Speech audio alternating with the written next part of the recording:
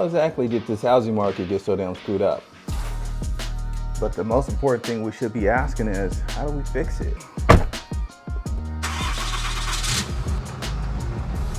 I mean, for as long as I can remember, we've always known there haven't been enough homes for everyone.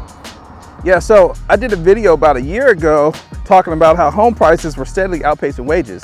In my opinion, that's still an issue. There is some accountability for some of us. If we keep our debts low, save some money, put some money away, save some money in the bank, on 2 incomes, we will be able to buy a house. But the truth is, some of you guys just don't know how many more sacrifices you guys are willing to make. So if I told you guys your inability to afford a home is not entirely your fault.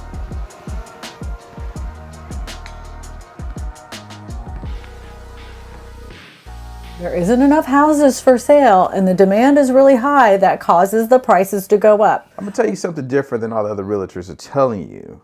Supply and demand is just a symptom of a much bigger issue. Let's talk about those.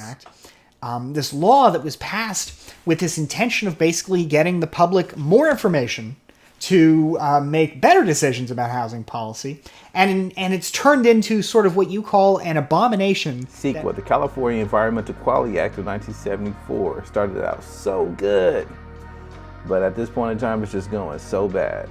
CEQA requires agencies to look before they leap and consider the environmental consequences of their discretionary actions. CEQA is intended to inform government decision makers and the public about the potential environmental effects of proposed activities and to prevent significant avoidable environmental damage. But here's where things get a little interesting. Californians have been weaponizing environmental law.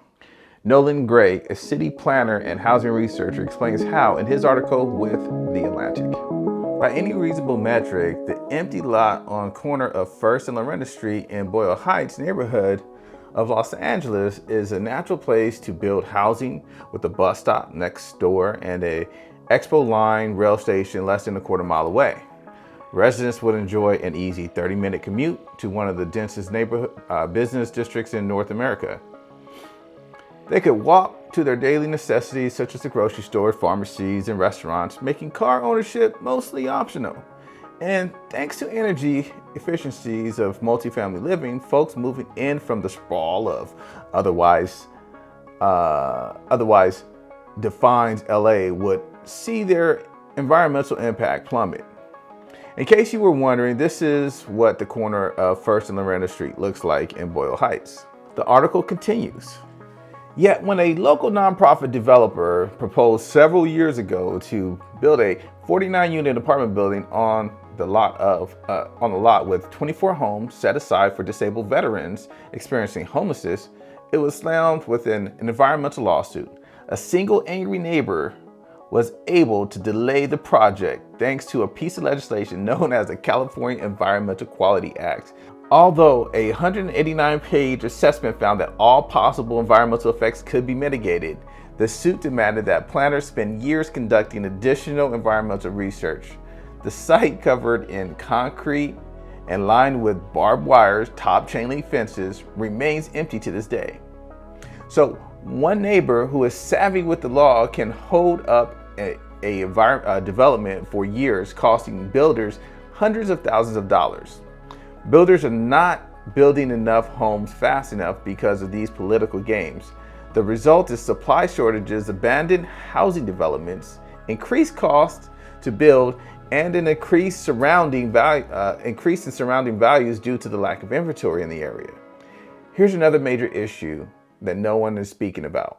That's economist Sandy Ikeda. And he says that one of the main effects of single-family zoning was to lower the availability of low-income housing. Zoning laws, more expensive housing. Not only are zoning laws making houses more expensive, but by its design, zoning laws have made home ownership much more difficult for minorities because zoning laws originally targeted minorities and poor communities by creating zoning rules making existing homes non-compliant, by making new rules and regulations and new housing developments unaffordable to the displaced residents. Currently, most people want to live close to their jobs, but many can't because homes near their jobs are too expensive. How difficult it is to find affordable housing in the U.S.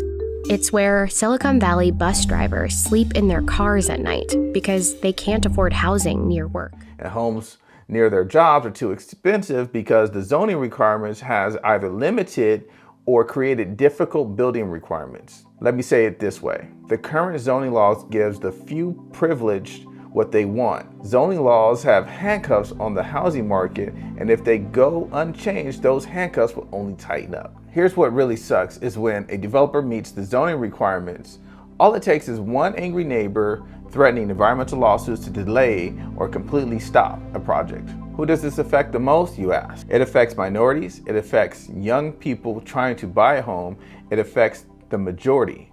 There are compound effects for young minorities and minorities in general. It affects you, it affects me. It affects just about everyone.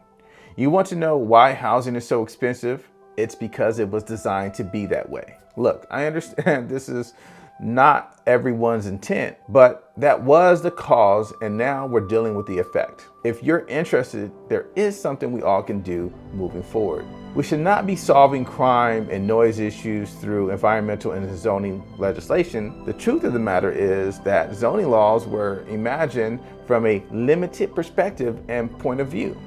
They weren't designed for growth and inclusion, and it's time they were reimagined. If you are one of those neighbors trying to stop a development in your community, stop the bogus environmental claims. I understand we move into our neighborhoods and we expect them to remain as we envision them, but affordable homes in your neighborhoods and cities does not equal more crime, but it does bring more opportunities and homes and jobs and stability for our economy. You can't treat people like scum and expect them to thrive.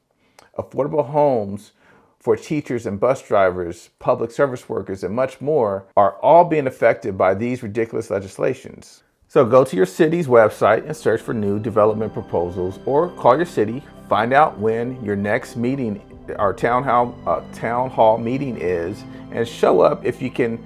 The squeaky wheel always gets the oil, so try to remember that. Lending your voice makes the difference, and you can be a part of the solution. If we reduce the red tape surrounding environmental laws and redefine our zoning laws, we can build homes faster and make homes much, much more affordable. Hey guys, I'm Osias, a realtor here in Rancho Cucamonga, serving San Bernardino, Riverside, and Los Angeles County. Planning your next move is easy with the right people in your corner. Peace.